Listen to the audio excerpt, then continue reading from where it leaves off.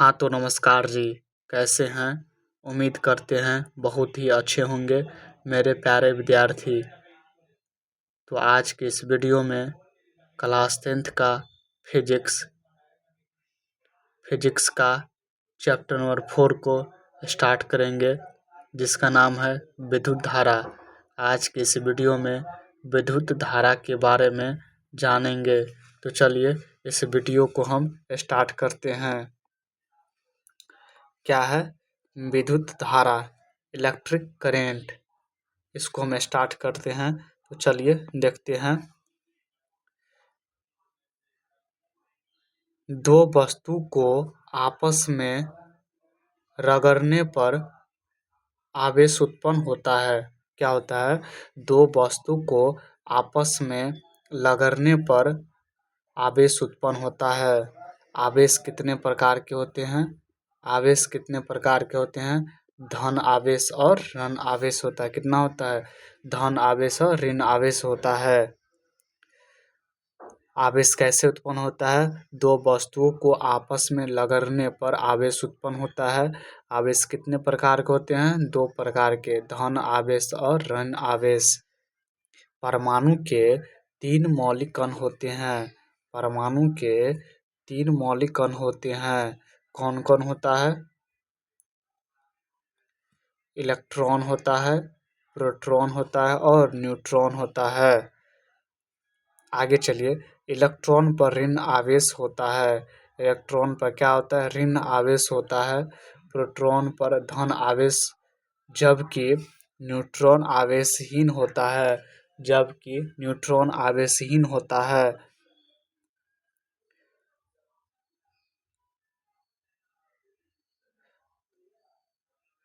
तारे से आवेश के प्रवाह को विद्युत धारा कहते हैं। तारे से आवेश के प्रवाह को विद्युत धारा कहते हैं। आगे चलिए। परमाणु विद्युतः क्या होते हैं? उदासीन होते हैं। क्या होते हैं? उदासीन होते हैं, क्योंकि इसमें इलेक्ट्रॉन और प्रोटॉन की संख्या समान होती है। क्या होती है? समान होती है। अगला पॉइंट है,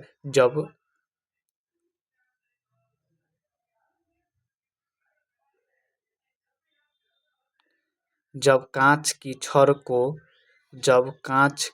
को रेशम के कपड़े से रगड़ा जाता है तो कांच का छड़ धनावेशित एवं रेशम का कपड़ा ऋण आवेशित हो जाता है। जब कांच की छड़ को रेशम के कपड़े से रगड़ा जाता है तो कांच का छड़ धनावेशित एवं रेशम का कपड़ा ऋण आवेशित हो जाता है। अगला पॉइंट है,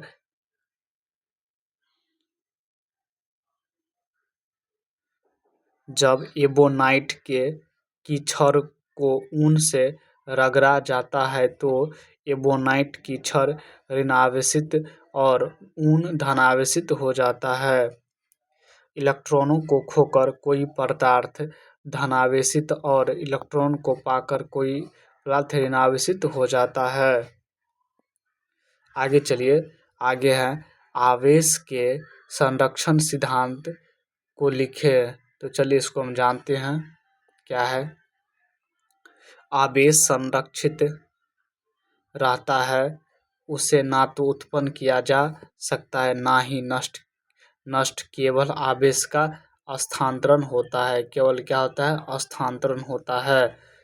चलिए चालक जानते हैं। चालक किसे कहते हैं?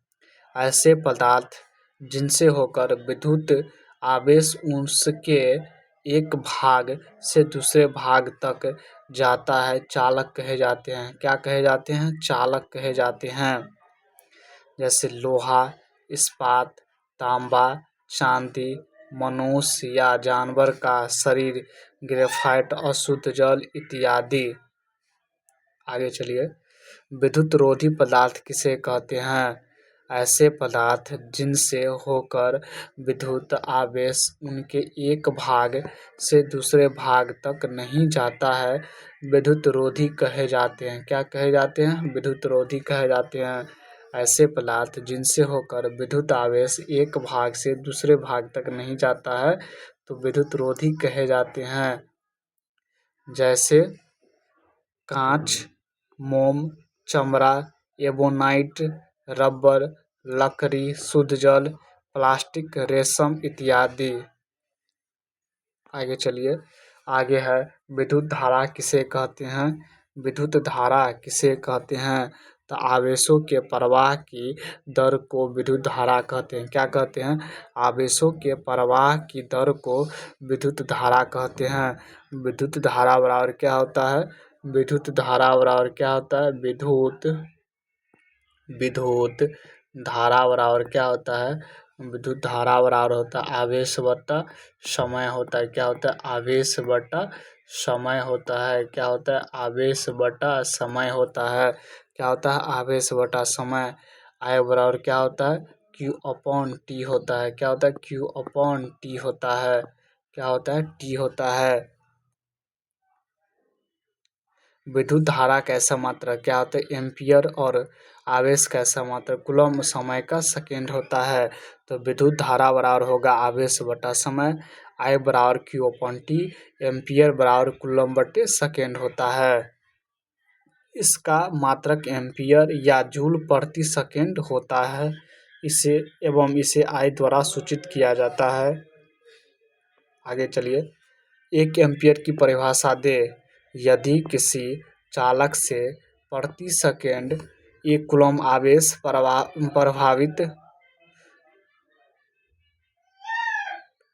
प्रभावित हो तो विद्युत धारा 1 एम्पियर होगी। 1 वोल्ट की परिभाषा, तो यदि 1 कूलम C आवेश को अनंत से विद्युत क्षेत्र के किसी बिंदु तक लाने में 1 जूल कार्य करना पड़े तो विभव का मान 1 वोल्ट हो जाएगा। वोल्ट की परिभाषा क्या है, यदि 1 कूलम C आवेश के अनंत से विद्युत क्षेत्र के किसी बिंदु तक लाने में 1 जूल कार्य करना पड़े तो विद्युत का मान 1 वोल्ट हो जाएगा। आगे चलिए जानते हैं विभवांतर क्या है। विभवांतर किसे कहते हैं, विभवांतर किसे कहते हैं, तो चलिए इसको हम जानते हैं। इकाई धन आवेश को विद्युत क्षेत्र के एक बिंदु से दूसरे बिंदु तक लाने में किया गया कार्य क्या होगा, विभवांतर कहलाएगा।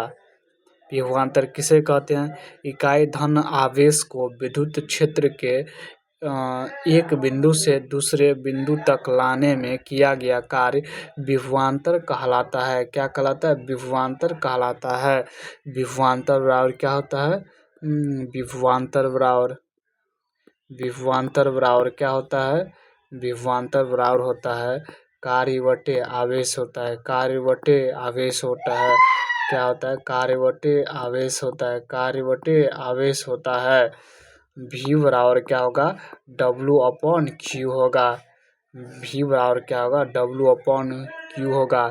V बराबर 1 जूल बटे 1 कूलम होगा। तो V बराबर क्या होगा, जूल अब बटे कूलम होगा। तो विभवांतर बराबर कार्य बटा आवेश, V बराबर W अपॉन क्यू, 1V बराबर 1 जूल बटे 1 कूलम होगा। तो विभवांतर का ऐसा मात्रा क्या होगा, वोल्ट होगा। क्या होगा, वोल्ट होगा। विद्युत विभव या विभवांतर के मात्रक का नाम वोल्ट इटली के वैज्ञानिक अलेसांड्रो वोल्टा के सम्मान में रखा गया। तो विभवांतर बराबर क्या होगा, कार्य बटे आवेश होगा। V बराबर W अपॉन क्यू होगा। विभवांतर का ऐसा मात्रक क्या होगा, वोल्ट होगा। विभवांतर किसे कहते हैं, इकाई धन आवेश को बिंदु के एक बिंदु से दूसरे बिंदु तक लाने में किया गया कार्य क्या कहलाता है, विभवांतर कहलाता है। क्या कहलाता है, विभवांतर कहलाता है। आगे चलिए, आगे जानते हैं एमीटर किसे कहते हैं। एमीटर किसे कहते हैं, तो चलिए इसको हम जानते हैं। जिस यंत्र द्वारा किसी विद्युत परिपथ की धारा मापी जाती है उसे एमीटर कहते हैं। एमीटर किसे कहते हैं? जिस यंत्र द्वारा किसी विद्युत परिपथ की धारा मापी जाती है उसे एमीटर कहा जाता है। जिस यंत्र द्वारा किसी विद्युत परिपथ की धारा मापी जाती है उसे एमीटर कहा जाता है। क्या कहा जाता है? एमीटर कहा जाता है। क्या कहा जाता है? एमीटर कहा जाता है। इसे ए में अंकित रहता है। ए द्वारा सूचित करते या अंकित रहता है। इसे विद्युत परिपथ में श्रेणी क्रम में जोड़ा जाता है। इसे किस क्रम में जोड़ा जाता है? तो श्रेणी क्रम में। किसमें? श्रेणी क्रम में। किसमें? श्रेणी क्रम में। किसमें? श्रेणी क्रम में। इसका आदर्श प्रतिरोध शून्य होता है। तो एमीटर किसे कहते हैं? जिस यंत्र द्वारा किसी विद्युत परिपथ की धारा मापी जाती है उसे एमीटर कहा जाता है।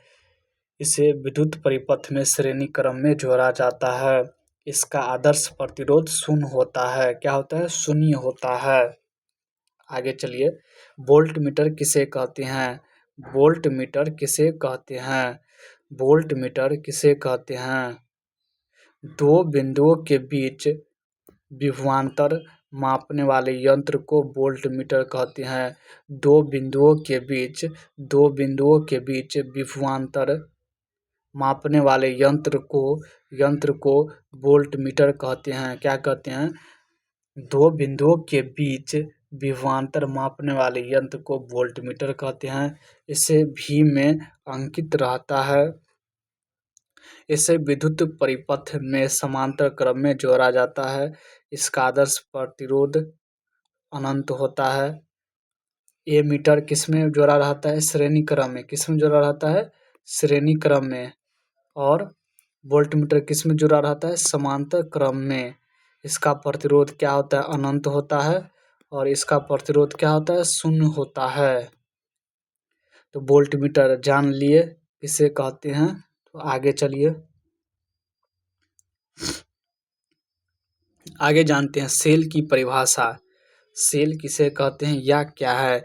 सेल या बैटरी की एक ऐसी युक्ति है जो अपने अंदर हो रहे रासायनिक अभिक्रिया में द्वारा सेल के दोनों इलेक्ट्रोडों के बीच विभवांतर बनाए रखती है। उसे क्या कहते हैं? सेल कहते हैं।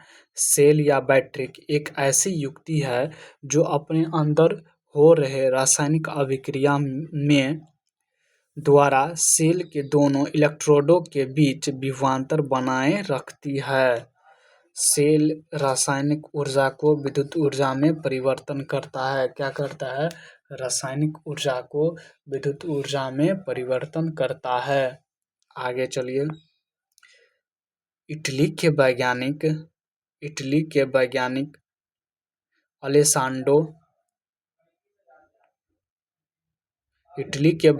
अलेसांड्रो वोल्टा के सर्वप्रथम 1976 में एक ऐसे सरल स्रोत का आविष्कार किया जिससे विद्युत धारा लगातार मिल सके, अतः उनके सम्मान में उसका नाम वोल्टीय सेल रखा गया। इटली के वैज्ञानिक अलेसांड्रो वोल्टा के सर्वप्रथम 1796 में यहाँ पे 1796 में एक ऐसे सरल स्रोत का आविष्कार किया जिससे विद्युत धारा लगातार मिल सके, अतः उनके सम्मान में उसका नाम वोल्टीय सेल रखा गया।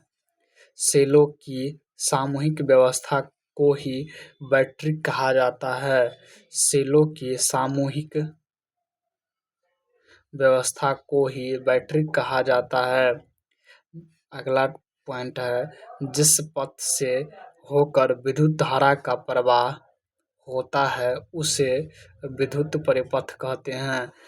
जिस पथ से होकर विद्युत धारा का प्रवाह होता है उसे विद्युत परिपथ कहते हैं।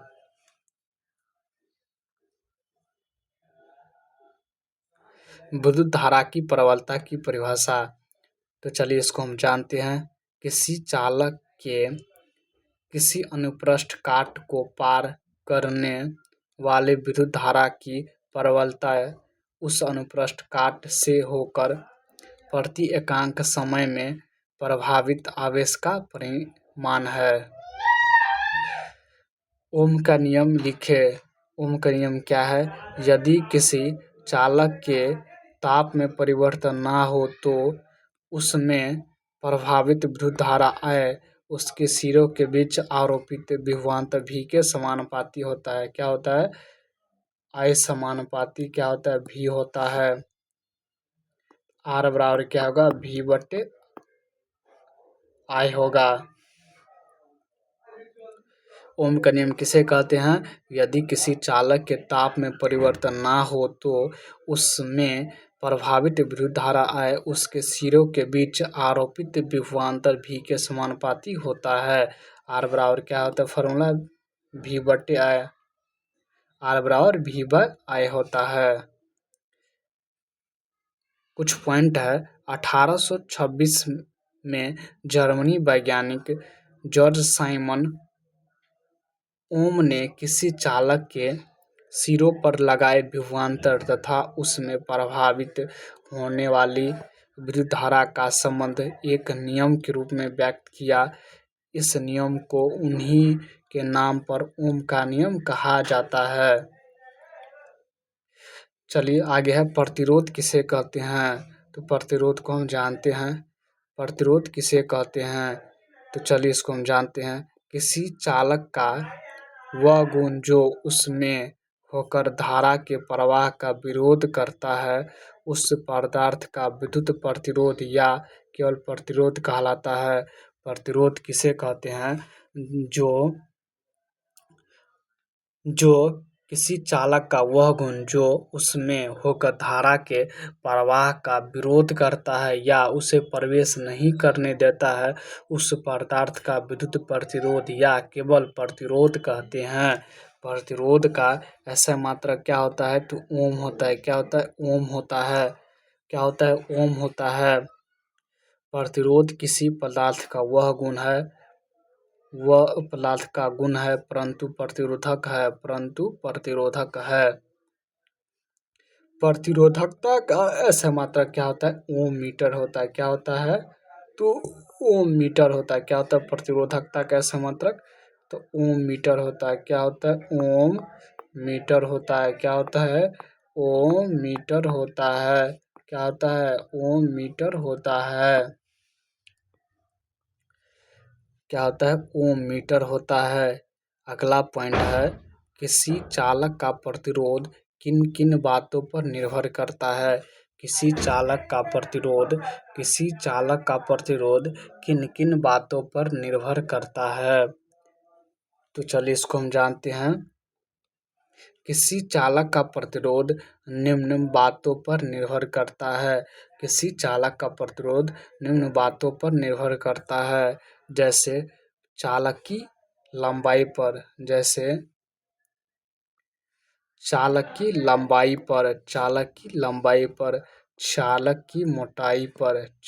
की मोटाई पर, चालक के पदार्थ पर, चालक के ताप पर। किसी चालक का प्रतिरोध किन किन बातों पर निर्भर करता है? तो किसी चालक का प्रतिरोध निम्न बातों पर निर्भर करता है।